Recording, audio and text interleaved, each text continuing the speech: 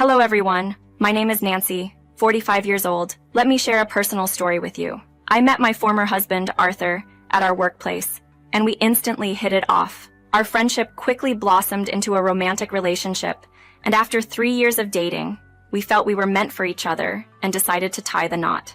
Now, I've always been someone who didn't prioritize having children, whereas Arthur had always envisioned a future with kids.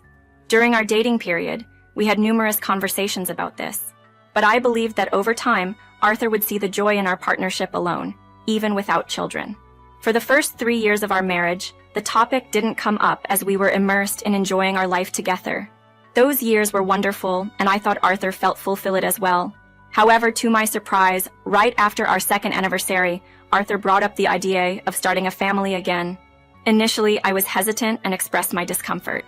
Arthur would drop the subject for a while, but eventually revisit it. After much discussion, I agreed to have one child, making it clear that should we want more children, we would consider surrogacy or adoption. Arthur was ecstatic with this compromise, and we began our journey to parenthood. The road to pregnancy was not smooth. After 5 months of trying, I became pregnant, but the experience was far from easy. I dealt with constant nausea, strange cravings, and a heightened sensitivity to certain smells that often led to more nausea. Despite these challenges, Arthur was a pillar of support, doing everything in his power to make me comfortable. About 7 months into the pregnancy, during a routine visit to our obstetrician, we encountered a worrying moment. The doctor's repeated checks and concerned expressions as she examined the ultrasound images filled us with anxiety, signaling that something might be amiss. During our consultation, I couldn't contain my worry and had to ask the doctor if there was a problem. She reassured us that our baby was healthy but mentioned a concern about his development below the waist.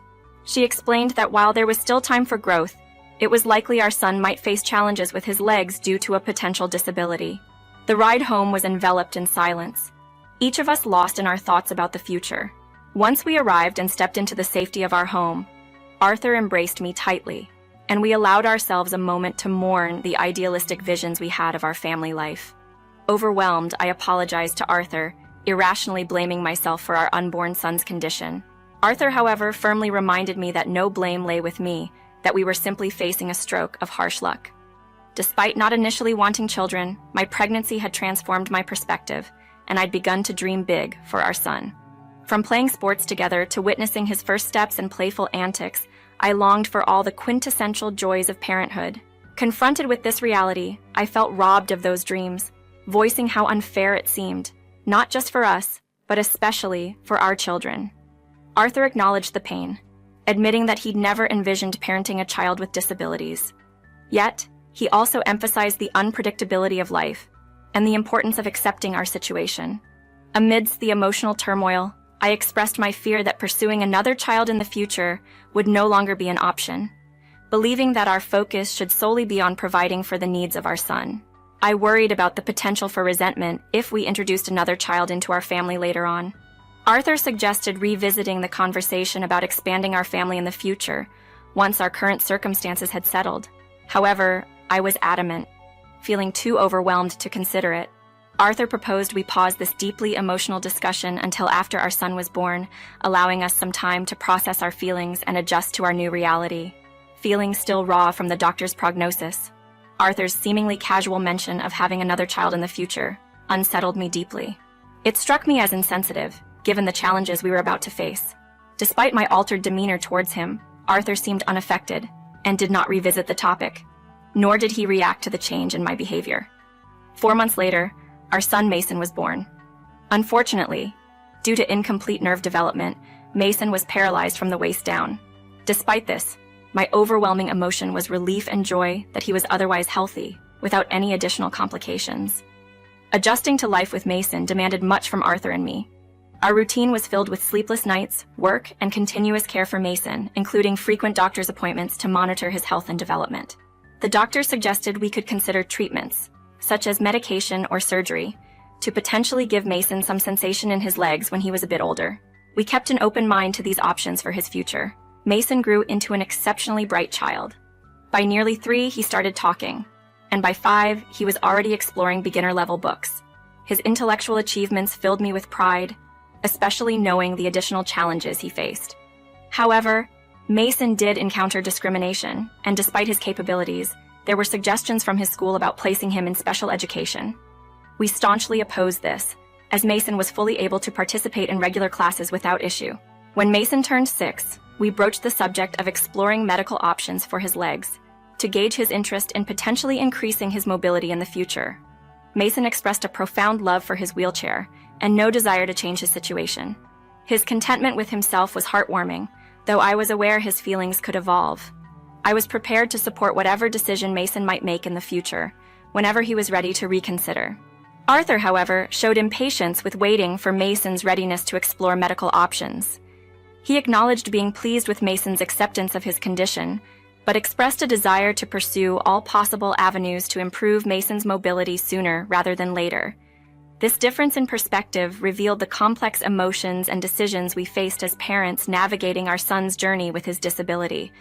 Arthur argued that we shouldn't simply accept Mason's condition when there were potential ways to improve his situation. He believed in exploring every possibility to enhance Mason's life. I countered, emphasizing that Mason, despite his challenges, was already living his best life. He might not walk, but his intellect and talents shone brightly. My stance was about respecting Mason's autonomy, to letting him guide us on if or when he wanted to pursue any treatments. Arthur raised the concern that waiting might mean missing a critical window for treatment during Mason's developmental years. I understood his point but felt strongly that such a significant decision shouldn't be rushed or taken lightly, especially given Mason's age. The fear that Mason might grow to regret a missed opportunity was valid, yet burdening him with such a decision now seemed equally troubling. Moreover, I worried about the impact on Mason's self-esteem. The message we might inadvertently send, that he wasn't perfect in our eyes, could harm his self-perception. Arthur countered, suggesting that successful treatment could lead to gratitude later, especially considering the societal challenges faced by those with disabilities. He reminded me of our initial reactions, acknowledging the harsh reality we navigated, and argued for proactive steps towards potential improvement.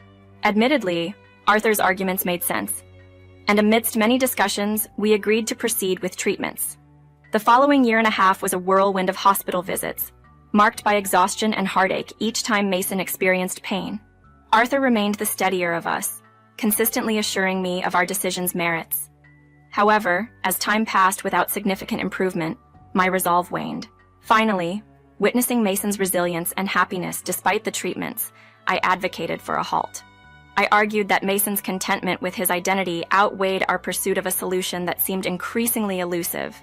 Despite Arthur's attempts to persuade me otherwise, my conviction was firm. Mason's well-being, as he perceived it, was paramount, and our interventions, well-intentioned though they were, needed to be reassessed in light of his happiness and quality of life. Witnessing Mason endure so much pain became unbearable for me. As we navigated through the myriad of treatments and surgeries, I felt increasingly isolated in the caregiving role. It seemed Arthur had withdrawn, his involvement diminishing over time, leaving me to shoulder the majority of Mason's care. His visits grew infrequent, attributed to fatigue from work, which left a growing rift between us. When we decided to cease Mason's treatment, Arthur expressed his disappointment quietly, but the matter seemed to settle without much further discussion. Months after stopping the treatment, Arthur broached an unexpected topic: the possibility of having another child. He pointed out that Mason was nearing 7 years old and suggested we consider either adoption or surrogacy. I was taken aback. This was a path I had firmly closed, a decision made during a time of immense stress and focus on Mason's well-being. Arthur's suggestion felt out of touch with the reality of our situation, especially considering his recent detachment from our family life. Arthur's approach, seemingly casual about such a significant life decision, frustrated me. I couldn't help but respond with sharpness, driven by the stress of the past months and his lack of presence. His reaction was one of defensiveness, accusing me of expecting him to revolve his life solely around our son's disability. His words were hurtful, suggesting a disconnect in understanding the depth of love and commitment I held for Mason. The conversation escalated quickly, with Arthur insinuating that I harbored negative feelings toward our situation, a claim I found deeply offensive. My stance was clear: introducing another child into our family, given our current dynamics and the focused attention Mason needed, would not be responsible or fair to anyone involved. Arthur seemed resigned, attributing any future consequences to my decision. a statement that left me bewildered and upset. At that moment, any desire to understand Arthur's perspective vanished.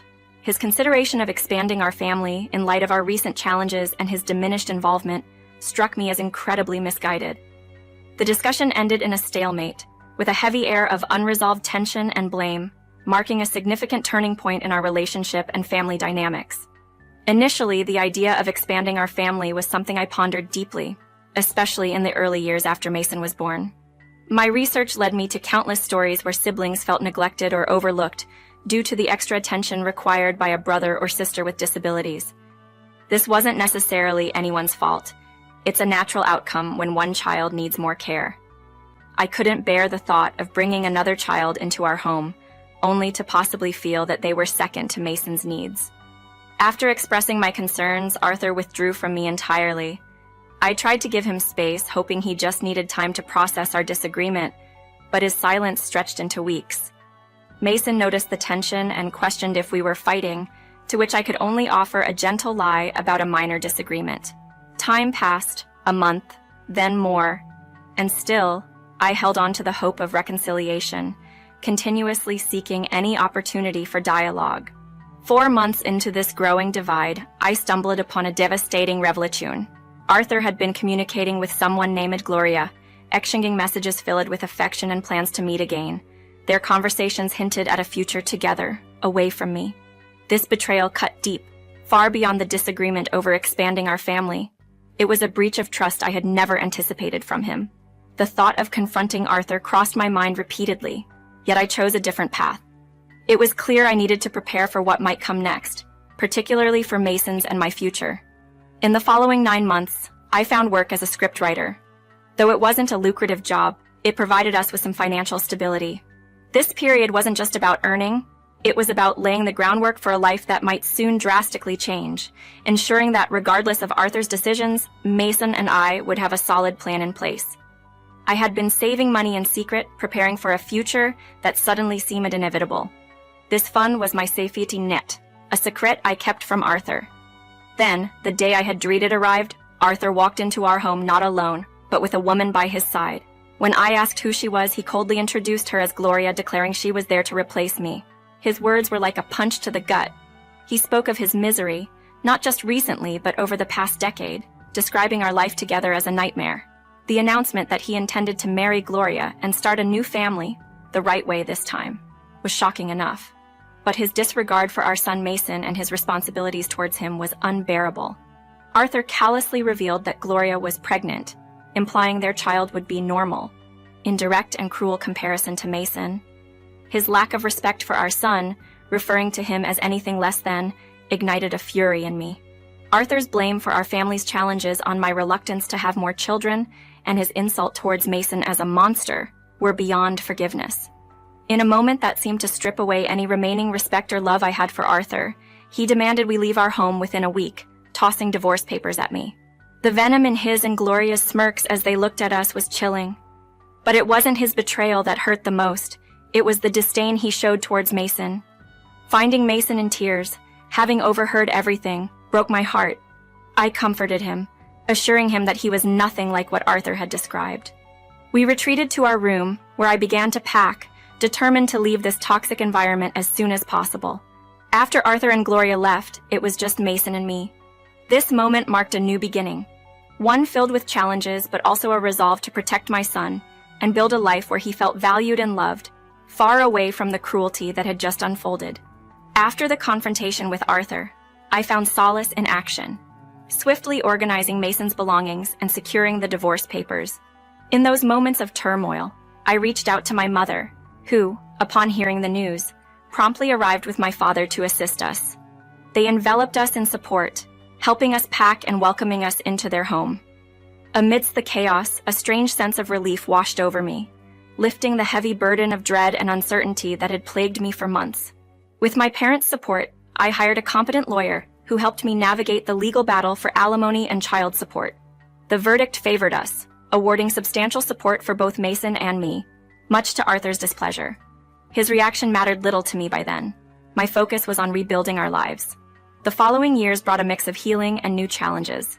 While I immersed myself in work and caregiving, Mason discovered a powerful outlet for his emotions and ambitions in Paralympic sports. By the age of 15, he had developed a keen interest in wheelchair racing, practicing with determination. His curiosity about taking his training to a national level surprised me, revealing the depth of his passion. Mason's aspirations transcended the financial implications of professional training and equipment. My immediate response was encouragement, promising to provide whatever he needed to pursue his dreams. This commitment sparked the beginning of Mason's journey toward becoming a national athlete. His dedication was palpable. Each day, he returned home exhausted yet radiating joy and determination. Witnessing his commitment and seeing him thrive on the track filled me with indescribable pride. As the national tournament approached, Mason's qualifications were impressive, easily securing his place in the competition. Our family celebrated his achievements and the upcoming event with a gathering that was as much a send-off party as it was an expression of our collective hopes and dreams for him. The anticipation was palpable, making it nearly impossible for any of us to find sleep that night. On the day of the tournament, the stadium came alive with the vibrant energy of competitors and supporters. Chants filled the air, a testament to the community and spirit of the event. It was a day marked not just by athletic prowess, but by the strength of the human spirit and the enduring support of family, illustrating the transformative power of love, resilience, and ambition. At the national tournament, my excitement for Mason knew no bounds. As he prepared to race, he caught my eye and shared a moment of affection, with a kiss blown in my direction. Then he took off, leaving his competitors in the dust, and my heart soared with pride at his incredible performance. The victory was sweet, but what came next was even more memorable. During the awards ceremony, Mason was invited to speak. He expressed his gratitude towards me and his grandparents for our unwavering support. But then, he took a moment to mention his father, Arthur Lambert, crediting the absence and neglect from Arthur as an unlikely source of his drive in athletics. This bold acknowledgement in front of the crowd, and later echoed in newspaper headlines, stirred a reaction from Arthur, who reached out after years of silence. Arthur's call, prompted by the news of Mason's success, was filled with claims of pride and a desire to reconnect. Yet, his words fell on deaf ears. The time for reconciliation had passed, and Mason's accomplishments were his own, achieved despite Arthur's earlier abandonment. Arthur's plea to speak to Mason was met with a firm refusal, a decision supported by Mason himself, who had no interest in reopening old wounds. Mason's journey didn't stop at that one race. He continued to excel, participating in numerous competitions and consistently securing victories. His story, marked by resilience and a refusal to be defined by his disability, resonated widely, offering inspiration and serving as a testament to his strength of character. This experience, shared in the public eye, carried a powerful message. Kindness and support can propel individuals to achieve greatness, regardless of the challenges they face. Mason's success story is not just about athletic prowess. It's a narrative of overcoming adversity, the importance of family support, and the strength found in forgiveness and self-belief.